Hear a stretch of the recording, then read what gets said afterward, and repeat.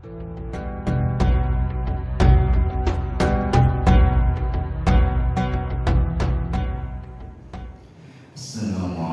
warahmatullahi wabarakatuh. Waalaikumsalam warahmatullahi wabarakatuh.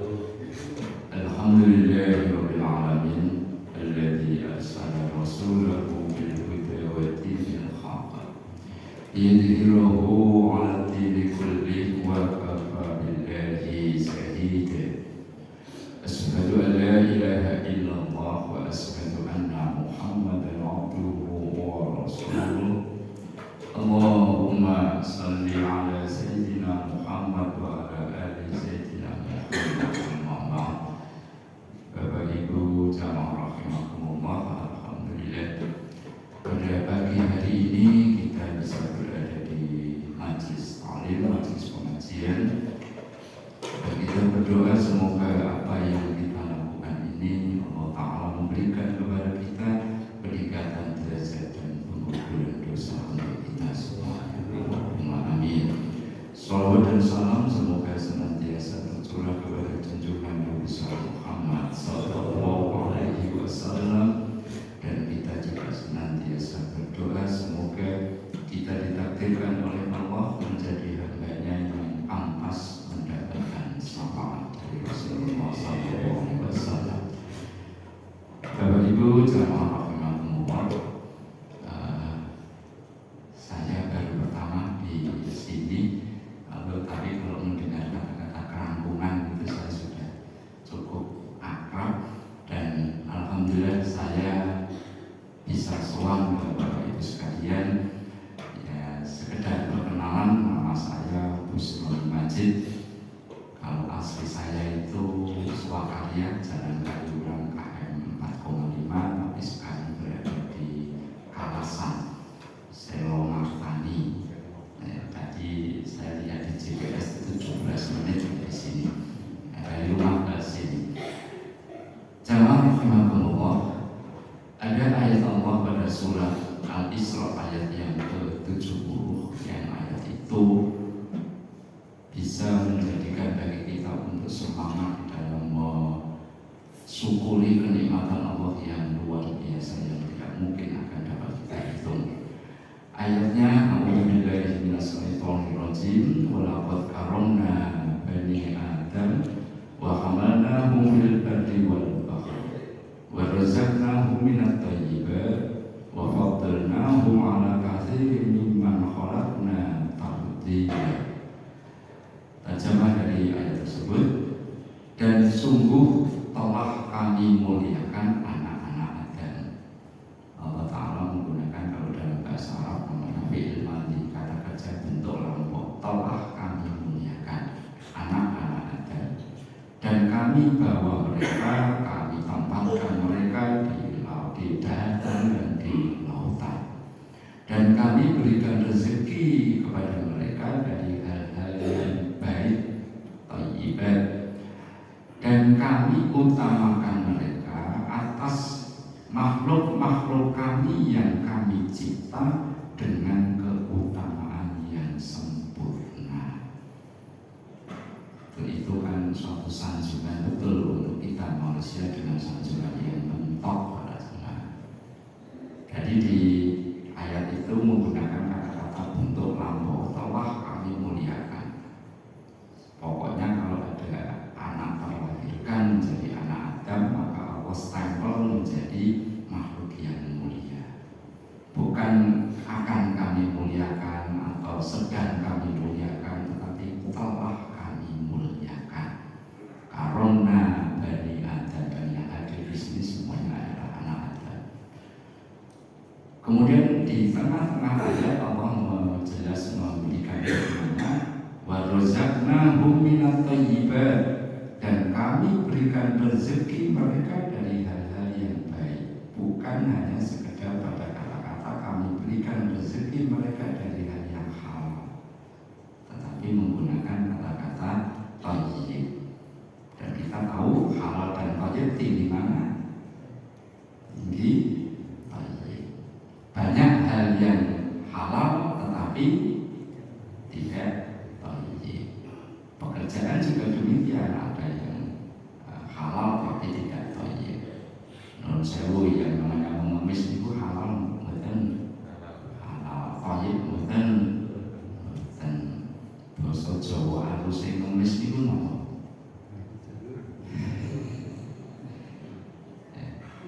Ada kalimat yang indah dalam kata-kata mengemis, tetapi ya itu tetap tidak thayyib.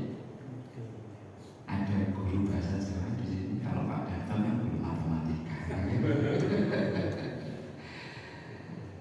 Saya pernah menyampaikan ini pertanyaan ini dalam satu kongres yang juga saya agak kaget karena ada yang menjawab benar. Gitu.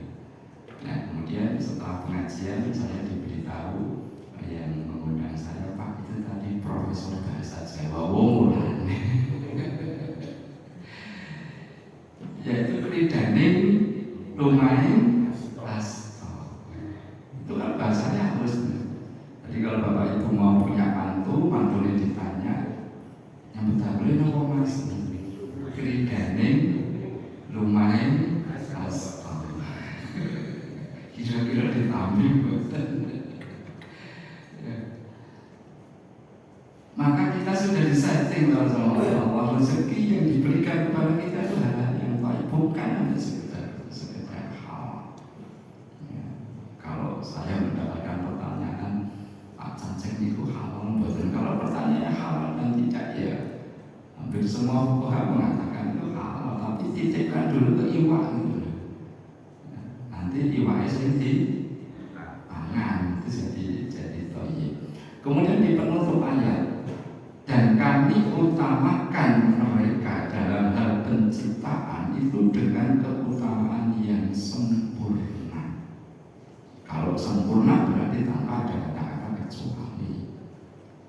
Kita betul-betul oleh Allah dicipta dalam keadaan sempurna. Tetapi para jamaah perlu kita pahami betul, itu kemuliaan yang Allah berikan kepada kita secara umum. Pokoknya yang namanya anak-anak. Kalau kemudian kita rampung puas dengan kenikmatan yang Allah berikan dalam pengertian yang umum itu, kalau kemudian dipertanyakan selanjutnya apakah juga menjamin kemuliaan kita di akhirat, tentunya belum. Maka ayat Allah wa intamutu nikmatallahi la tuhsuha, jika kalian akan menghitung nikmat Allah tidak akan dapat menyelesaikannya, maka tentu harus kita pahami apa kenikmatan-kenikmatan yang lebih daripada itu yang kemudian kita hanya bisa mengucapkan subhanallah. Nah ini yang akan saya sampaikan strata-strata kenikmatan yang kita berusaha betul untuk mendapatkan dan bersyukur atas kenikmatan yang telah diberikan. Poin yang kedua, poin yang pertama adalah kenikmatan kemuliaan secara umum, Bapak Jamaah. Semua anak Adam dimuliakan oleh Allah.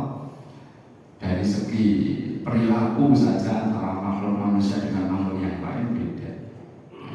Tadi saya sudah dapat bisikan, Pak, nanti pengajiannya sampai konsumsinya keluar. Ini kan belum keluar ini. Kalau dalam hal makan dan minum saja atau makan apa? Bedanya apa sih kita dengan hayawan atau hewan? Kalau manusia itu makanannya yang tidak tutup atau tutupnya yang tidak panganan. Makanan yang mendekat ke mulut atau mulut yang mendekat ke makanan. Kalau kita kan makanan yang mendekat ke mulut. Kalau hewan, mulut yang mendekat ke makanan. Ojo diajari Pak, ini umumnya tidak ada Pak. Lalu diajari kata itu. Satu ada kenikmatan yang kedua, stratanya lebih tinggi daripada itu, dan ini sudah membawa konsekuensi logis hukum yang cukup ketat pada zaman. Yaitu dari semua manusia yang Allah ciptakan di muka bumi ini, ternyata tidak semuanya oleh Allah diberi hidayah. Ini kenikmatan yang kita Masya Allah bisa rasakan betul. Tidak semua manusia yang Allah ciptakan dalam keadaan mulia itu ternyata oleh Allah tidak semua Kata para ahli statistik menyatakan dunia ini saat ini jumlahnya plus minus 7,5 miliar manusia. Dan ternyata kalau secara statistik pula hanya sekitar 2,5 miliar yang Allah berikan hidayah. Separuhnya saja tidak ada. Dan kita alhamdulillah termasuk dari 2,5 miliar tersebut. Hidayah itu diberikan oleh Allah. Nah, kemudian kewajiban kita yang menjaga. Lebih-lebih para jamaah untuk merasakan betapa nikmatnya hidayah itu, kalau kita membuka di surat Al-Qasas ayat yang ke-56, surat 28 ayat 56 itu, mari sama-sama kita tarik kepada diri kita. Ayatnya begini para jamaah. Innaka la tahdi man ahbabta walakinallaha yahdi man yasha wa huwa a'lamu bil muhtadin. Sesungguhnya engkau wahai Rasul, langsung tertujunya itu kepada Rasul kita, karena menggunakan kata ganti kamu, dan itu tunggal bukan kalian. Innaka la tahdi man ahbabta. Sesungguhnya engkau wahai Rasul tidak dapat memberikan petunjuk kepada orang yang engkau cintai sekalipun, akan tetapi Allah lah yang memberikan petunjuk kepada siapa yang Ia kehendaki, dan Dia Allah Maha tahu siapa yang pantas mendapatkan petunjuk. Ayat ini para jamaah secara sekilas tidak ada kaitannya dengan sejarah, tapi di dalamnya ada nilai sejarah yang bisa kita jadikan mauidhah. Di mana letak sejarahnya? Ada nggak orang yang secara emosional, secara sosial dicintai oleh Rasul, tetapi orang itu tidak mendapatkan petunjuk? Wonten mboten? Ada. Yang secara emosional kemanusiaan dicintai oleh Rasul, bahkan mungkin sangat dicintai oleh Rasul, tapi tidak mendapatkan hidayah, yaitu paman Rasul langsung. Secara nasab paman Rasul itu kuat sekali, karena yang mengasuh beliau paman Abu Thalib itu nasabnya langsung adiknya bapaknya Rasul, dari garis ayah. Dari segi kasih sayang, Rasul diasuh oleh pamannya sejak indil-indil ngantek jadi Rasul. Bahkan yang melamarkan Ibu Siti Khadijah juga paman Rasul. Ketika Rasul mendapatkan wahyu, paman Rasul tidak menolak tapi juga tidak menerima. Tetapi dalam hal pendakwahan, dalam hal keislaman para jamaah, paman Rasul ini bisa menjadi bemper politik, bemper keamanan, bemper perekonomian. Bahkan dalam satu kalimat yang cukup masyhur, ketika Rasul pada awal-awal dakwah direcoki oleh orang-orang yang benci kepada Rasul, paman Rasul mengatakan, siapa yang berani mengganggu keponakanku berhadapan dengan aku. Karena paman Rasul saat itu pemegang kunci Ka'bah, ketua suku. Coba mari kita sejenak bayangkan para jamaah, kondisi semacam seperti itu. Ternyata ketika Allah Ta'ala tidak berkehendak untuk memberi hidayah, ya tetap orang.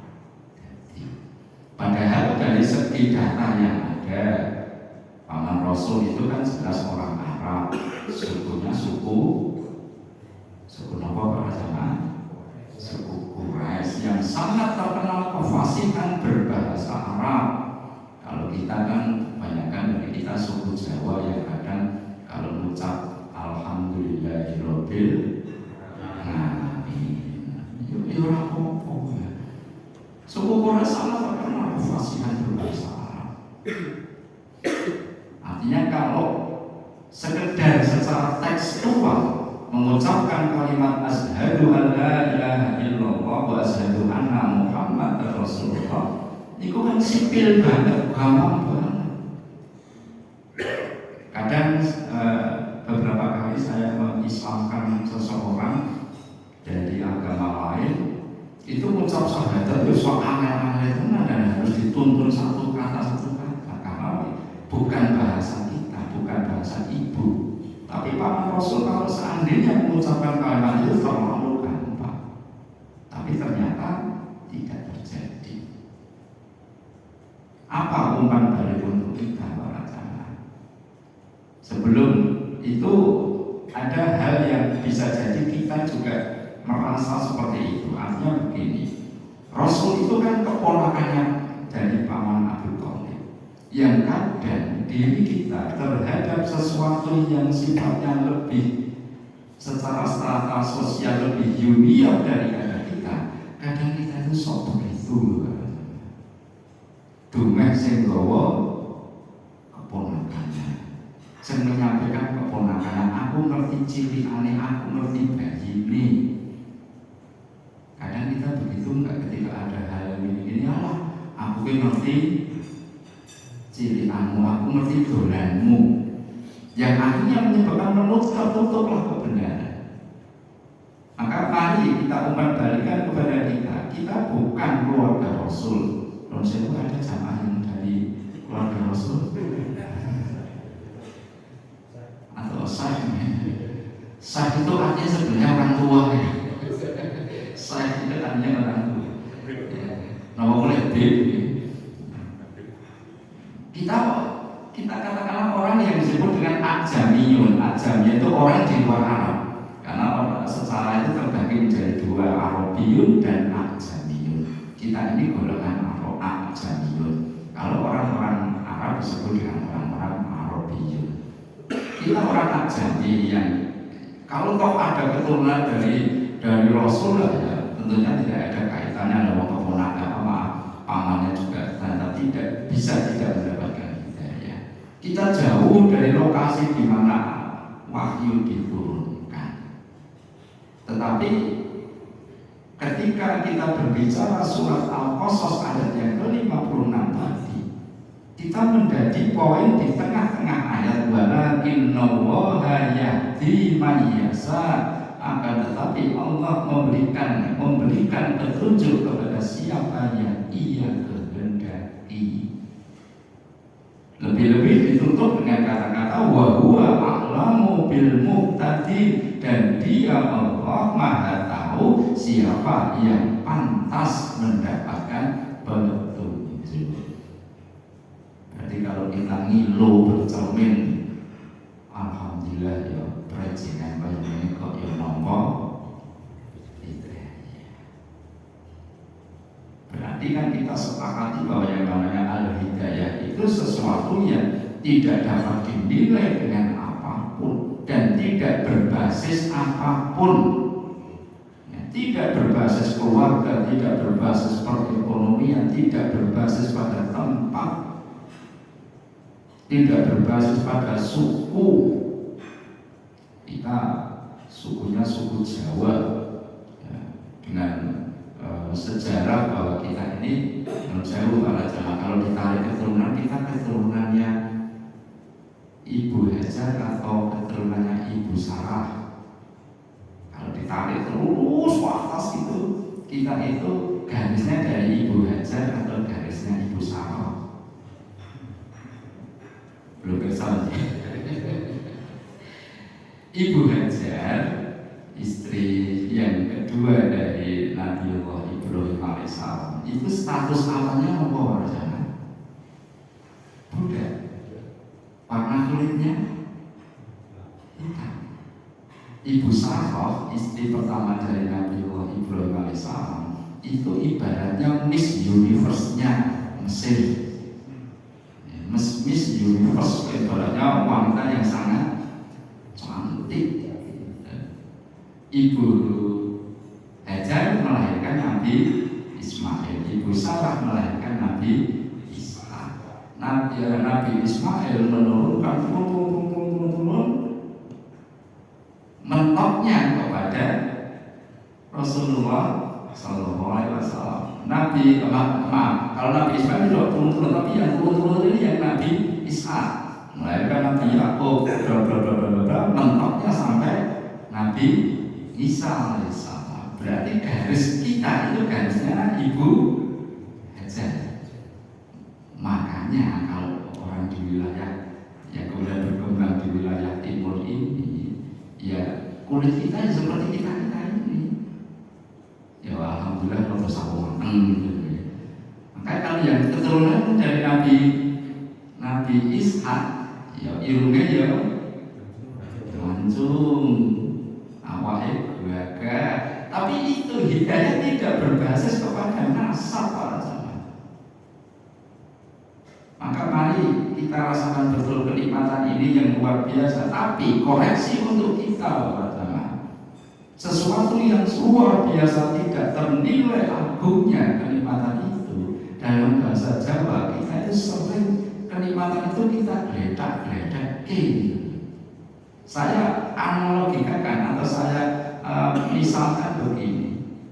Kalau kita itu punya harta di rumah, secara fisik itu harta yang luar biasa mahalnya. Katakanlah misalnya Bapak Ibu kagungan di rumah punya emas batangan 0,5 kilo. Kok ya orang sing ngamini gitu. Awet segini, siapa ngerti? Saya pernah dikitukan, ya nggak mungkin. Siapa ngerti ya nak? Kegusur toh bisa ganti kegusur toh. Di Kulon Progo itu kan terjadi satu ibu-ibu sendiri itu rumahnya dan sawahnya itu kegusur toh. Saya dapatkan informasi jadi dapat 15 miliar. Saat kampus Islam itu diurok ke kabel kok. Diurok ke kabel, nggak ada yang mustahil. Barangkali ada tol baru lagi. Itu. Kita punya emas begitu banyaknya. Ini nggak mungkin pada zaman kok emas batangan itu ditaruh di teras itu nggak mungkin. Yang ruang tamu juga mungkin. Atau kalau misalnya berkaitan dengan masalah kegiatan kita di dalam pengajian atau tamu, kalau di rumah kita punya uang cash katakanlah 800 juta, kita ngerti 800 juta, kan kalau pengajian mikir kalau ada uangnya cash loh, beli kunci lawangnya double, begitu balik pengajian lawangnya buka sidik, mak terhatap. Itu hal yang berkaitan dengan materi. Kita tahu ya namanya emas itu sekarang apalagi harga emas. Informasi terakhir yang saya terima itu per gram 2.600.000 gitu. Luar biasa tingginya. Kita jaga dan itu wajar dan manusiawi. Tapi kalau kemudian kita tarik dalam persoalan yang bersifat ukhrawi, bersifat ukhrawi, kenapa kita rasakan pada diri kita masing-masing, kita sering geledak-geledak. Padahal kalau hal yang berkaitan dengan materi keduniawian, kita bukannya berarti tidak boleh, tidak boleh jaga. Tapi kita tahu itu ada batasnya, ada batasnya hal-hal yang bersifat kenikmatan duniawi, dan itu kita sadari. Non saya kalau panganan itu batasnya sampai mana ada sana? Sampai batas ini makanan enak gitu. Emang lidah bukan kerongkongan lidah. Nak pun tekan kerongkongan, bisa kroso. Batasnya mau dicetok. Begitu masuk lidah, belum. Kamu rasanya dia bodoh. Jomnya harus tekan bagian akhir. Opo wae rupane bodoh. Dan karena saya guru biologi juga, dan Allah memberikan satu pertanda luar biasa para jamaah. Kalau kita ingin melihat kita itu sehat atau tidak, itu gampang loh memberikan namanya fenomena atau tanda Di pirsani mawon bebucal kita. Nah, bebucal kita itu seperti emas. Maksudnya warnanya. Maksudnya warnanya. Berarti insya Allah kita sehat bukan. Tapi kok hijau? Yang paling bahaya kalau hitam. Makanya kalau bayi yang baru lahir itu bekalnya warnanya hitam. Nah, bapak-bapak mungkin rapi soal. Sing biasa itu. Sebab kalau warna BHB kita itu kuning, berarti kandungan namanya bilirubin dan biliverdin kita itu bekerja secara bagus. Kalau tidak, yang namanya bilirubin dan biliverdin itu nanti tumpah di luar peredaran darah kita, kemudian kita akan merasa akan mendapatkan warna kuning semuanya, sehingga disebut dengan penyakit kuning. Maka bagi yang baru lahir bilirubin dan biliverdin itu belum terbentuk, maka warnanya hitam. Dan terbentuk, maka muncullah suatu perilaku bayi kita esok di PP. Di PP bilirubin sama biliverdinnya segera terbentuk. Kita yang bisa mengucapkan subhanallah. Pol-pol itu yang namanya panganan. Kalau yang namanya non sewu kebutuhan biologis kita, pol-pol kan ya usia. Di hadapan saya ini banyak yang mungkin sepuh. Batas sudah terkenal batas itu kan para jamaah. Beda ketika dulu usia 27 tahun. Tapi kenikmatan hidayah yang tentunya kita sadari tidak ada batasnya para jamaah. Mari kita sikapkan pada diri kita geletak-geletak atau kita nyimpen temen banget. Temen itu dengan ekstra serius. Apa buktinya geletak-geletak? Alhamdulillah kita diberi kuping, wong kafir diberi kuping. Kita alhamdulillah bisa mendengar, wong kafir juga bisa krungu. Tapi ketika ada satu objek panggilan, bedanya apa? Ada suara panggilan adzan, sing bedanya apa? Kupingnya wong mukmin kalau kupingnya wong kafir. Kalau kemudian kita juga tidak gagil-gagil, tidak satset, mari pertanyakan pada kita bedanya apa. Kalau kita tidak ada bedanya, berarti kita tergolong orang-orang yang geletak. Ini satu hal yang mudah kita introspeksikan kepada diri kita masing-masing para jamaah. Geledak-geledak atau tidak itu berada pada afal kita. Maka ketika alhamdulillah kita mendapatkan hidayah dari Allah, ada sikap yang disebut dengan namanya tasrik. Tasrik itu artinya gagil-gagil, bersegera. Sebab amaliyah yang kita bisa gagil-gagil itu juga ada batasnya untuk amaliyah. Ya, pada surat Al-Munafiqun ayat yang ke-10 itu jelas Allah menyatakan wa anfiqu mimma razaqnakum min qabli an ya'tiya ahadakumul maut wa yaqula rabbi laula akhartani ila ajalin qarib fa asaddaqu wa akum minas sholihin. Berinfaklah kalian, ini sebagai sampel contoh perintah, berinfaklah kalian dengan rezeki yang kami berikan kepada kalian sebelum datang kepada salah satu di antara kalian namanya kematian. Yang kemudian orang itu berkata, ya Rabbi, kenapa tidak engkau undurkan ajalku barang sesaat saja? Jika engkau undurkan, aku akan menjadi orang yang membenarkan ajaranmu dan aku akan menjadi orang yang sholih. Kalimat itu bukan kalimat harapan, tapi kalimat kekecewaan. Maka mari kita bersama-sama para jemaah. Pumpung itu sering kita ungkapkan. Pumpung kita masih diberi hidayah, pumpung kita masih diberi umur, pumpung masih diberi kesempatan. Ketika ada ajakan, ketika ada peluang untuk berada dalam ketaatan yang itu adalah jalurnya orang yang diberi hidayah, mari koreksi besar bagi jamaah putra yang kelihatannya ini terjadi di mana-mana kalau berkaitan dengan ibadah Jumat para jamaah. Itu koreksi besar. Semoga di Masjid Al-Qur'an ini Nabi begitu khotib Nabi berjamaah penuh. Sampun nggih. Padahal hadisnya kan setiap hari Jumat para malaikat berdiri di depan pintu mencatat siapa yang hadir. Dan begitu khotib naik atas mimbar, malaikat menutup buku untuk mendengarkan khutbah. Dan Rasul masih memberikan janji siapa yang datang pada jam awal maka dia seperti berkorban dengan korban sapi. Ontak dulu. Kemudian sapi yang kedua, yang ketiga kambing. Yang keempat Rasul sudah mulai menyindir seperti berkorban dengan kalkun. Apa bisa kalkun untuk korban? Berarti kan sindiran. Anak saya pojok dulu.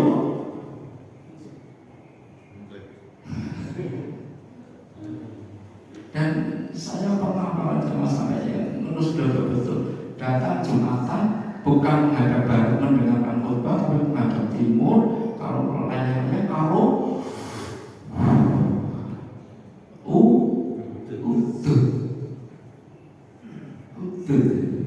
itu bisa terjadi. Kenapa tidak begitu? Kemudian pernah juga saya melihat satu masjid di depannya itu pakai keramik ini. Keramiknya mengkilat sehingga kan saya bisa melihat begitu bayangannya kan nampak. Begitu saya salam yang kedua itu ada orang yang lari. Tapi terus sholat Jumat pas sholat duhur. Pak, sekarang trennya orang itu memang datang awal tapi inginnya di luar. Iya, aku ngerti karena ada Jumat. Dan itu pernah terjadi juga, Masya Allah. Ini koreksi kita. Saya salam yang pertama, Assalamualaikum warahmatullahi wabarakatuh. Begitu salam yang pertama itu telinga saya sudah mendengar butuh. Berarti jamaah ahli fikih kabeh karena tahu bahwa pembatal sholat itu salam yang pertama, salam yang kedua kan sudah sunnah. Ya Allah ya Rabbi. Ini tasrik kita, ganti. Mari kita munculkan dia. Kalau bisa sekarang kenapa harus ditunda? Kalau bisa dilakoni kenapa tidak dilakoni? Ingat itu surat Al-Munafiqun ayat yang ke-10 itu. Batasnya itu kematian. Pinginnya amal apapun Allah Ta'ala menyatakan min qabli an ya'tiya ahadakumul maut, sebelum datang kepada kalian yang namanya kematian. Itu kenikmatan yang kedua, kita diberi hidayah. Kita bisa mengucapkan dua kalimat syahadat. Kalau secara perilaku para jamaah, perilaku ibadah kita, bisa nggak perilaku kita itu dilakoni juga oleh orang-orang yang tidak mendapatkan hidayah? Jawabannya bisa. Gerakan sholat itu angka atau gampang? Gampang banget kan? Lebih sulit mana sholat dengan senang? Lebih sulit senang. Di kantor saya itu tiap Jumat ada senang tekan saya nggak hafal-hafal karena memang tidak punya niat untuk ngapal. Mesti orang ngaku ganti contoh. Kemudian puasa, apakah yang bisa menahan lapar dan dahaga itu hanya orang Islam? Di beberapa agama lain kan juga menjalankan itu. Bahkan ada dari agama lain yang puasanya 24 jam, meskipun hanya sehari atau berapa, tapi kan ada. Kalau kita berapa jam para jamaah? Paling 14 jam lagi. Jam 5 sudah lenggah karta. Sudah lenggah semuanya, aroma teh sudah muncul.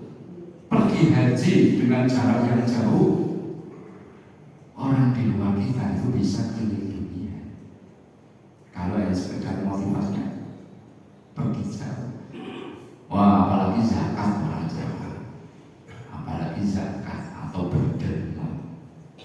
Kita dengan orang di luar kita, kalau dalam secara kuantitas, luwih akeh kita atau mereka. Saya ngangkat satu contoh, seorang pesepak bola namanya CR7.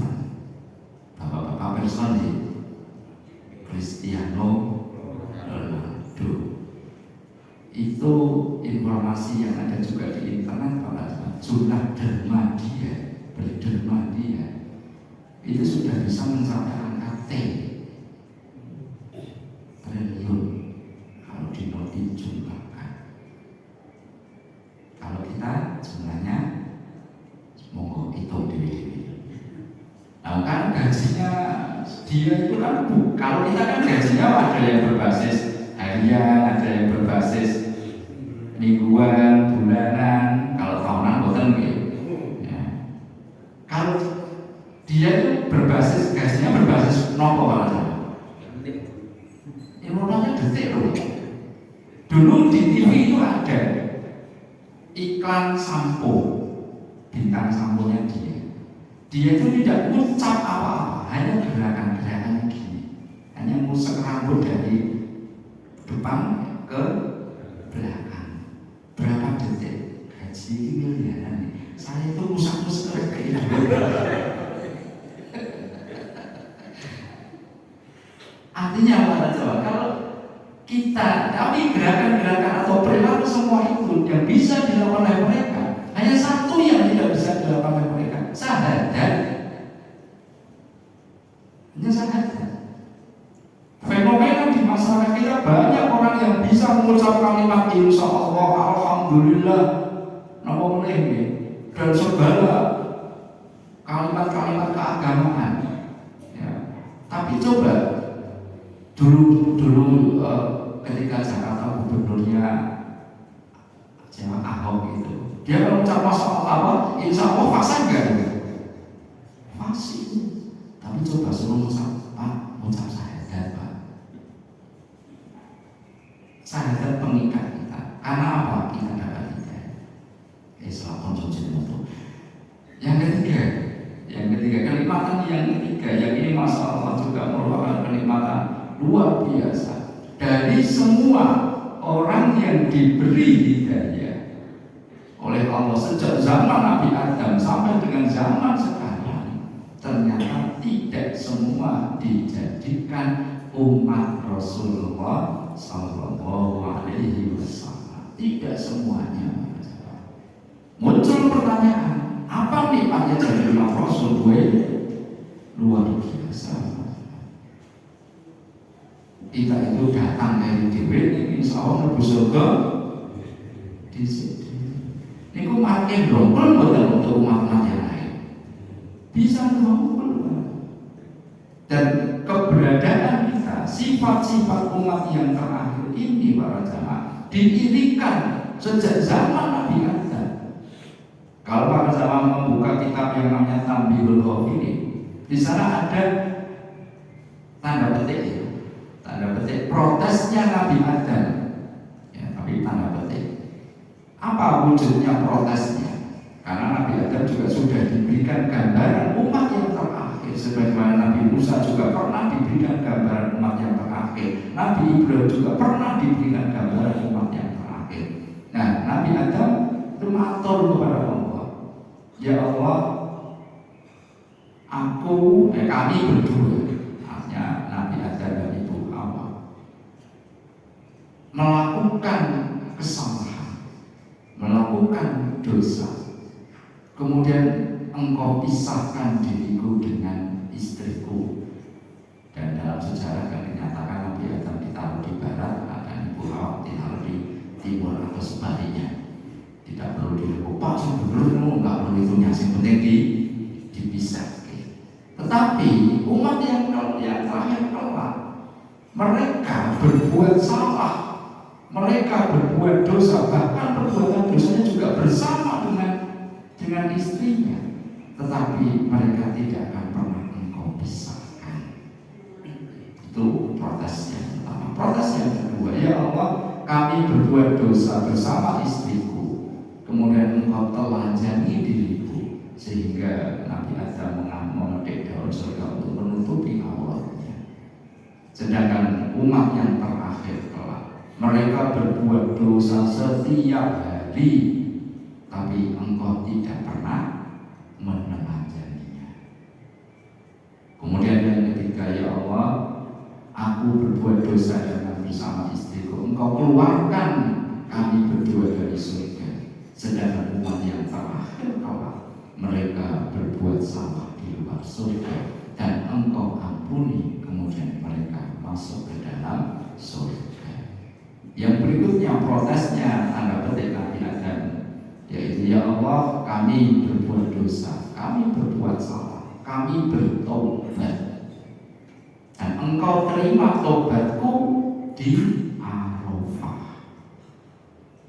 Sehingga pada Arafah itu hanya pada kenalannya Nabi Adam dan Ibu Hawa ketika diturunkan di muka bumi itu di Arafah, sehingga ada bukit, ada jabal, ada gunung yang namanya Gunung Jabal Rahmah. Sedangkan umat yang terakhir mereka berbuat dosa dimanapun, mereka berbuat salah dimanapun, dan mereka mohon ampun kepada Engkau, Engkau ampuni dimanapun mereka berada, di masjid, di rumah, di jalan dan sebagainya. Ketika mereka memohon ampun, Engkau ampuni. Ini kelebihan umat Rasul yang terakhir yang diungkapkan oleh Nabi Adam alaihissalam, dan itu kita rasakan betul. Apa yang tanda petik diproteskan Nabi Adam, kita kan merasakan. Kita tiap hari salah, kita berbuat dosa tiap hari, kita tidak pernah ditelanjangi oleh Allah. Padahal jika itu dikehendaki oleh Allah, terlalu mudah. Orang berbuat dosa, misalnya orang korupsi, begitu korupsi si tangan langsung protol, bisa nggak? Bisa. Dan kita ingin gitu aja, langsung protol, sangat bisa. Ida aroda sayan ayakula lahu kun fayakun. Lebih-lebih para jamaah, kenikmatan yang ketiga ini kita diberi kesempatan oleh Allah nanti mendapatkan syafaat. Tapi saya ingin menggarisbawahi syafaat. Secara arti bahasa para jamaah bersama dan syafaat itu artinya arti bahasa, bukan arti makna. Kalau arti makna kan artinya pertolongan. As-safu itu artinya genap. Berarti syafaat artinya penggenapan. Sing jenenge genep ini ku luwih akeh apa wis sithik? Wong genepi berarti materi penggenapannya itu lebih banyak atau lebih sedikit? Mesti lebih sedikit. Jadi kita itu berharap nanti digenepi, jangan kemudian mengkokak untuk syafaat. Ya. Sebelum saya berikan gambaran biar nyongkat syafaat begini. Saya mau beli TV 65 inci, regane ibaratnya 6 yuto ibaratnya. Saya ngajak Pak Darto, Pak, aku kancani tuku TV Pak, kalau tuku TV 60 inci sampai di toko harga 6 juta itu ternyata saya itu bawa duit 500.000. Terus saya ngomong Pak Darto, aku turun digenepi 5 yuto 500. Itu kira-kira Pak Darto merosot apa guyu? Guyu sinis gitu. Aku ora genepi kuwi jenenge mau dari. Tapi kalau kemudian posisinya saya balik, saya gampangnya saya duit 5 juta 800 ngajak Pak Darto, terus orang 200 tolong aku di genepi. Nah, di dalam persoalan diniyah, dalam persoalan syafaat itu kadang itu loh para jamaah. Kita itu bersikap pengennya digenepi, apa pengennya dimodali. Mari kita rasakan pada diri kita masing-masing. Itulah para jamaah yang saya sampaikan. Semoga apa yang menjadi kenikmatan-kenikmatan kita dari kenikmatan pertama, kedua, dan ketiga itu yang saat ini kita rasakan, kita bisa menjadi orang yang bertanggung jawab atas kenikmatan. Itu doa terus. Ya, mari kita berdoa semoga Allah memberikan kebarukan kepada kita semuanya. Alhamdulillahirabbil alamin, hamdan wa ni'amahu wa yukafi'u mazidah. Ya Rabbana alhamdu kama yanbaghi li jalali wajhika wa 'azimi sultanik. Allahumma shalli 'ala sayyidina Muhammad wa 'ala ali sayyidina Muhammad. Rabbana la tuzigh qulubana ba'da idh hadaitana wa hab lana min ladunka rahmah innaka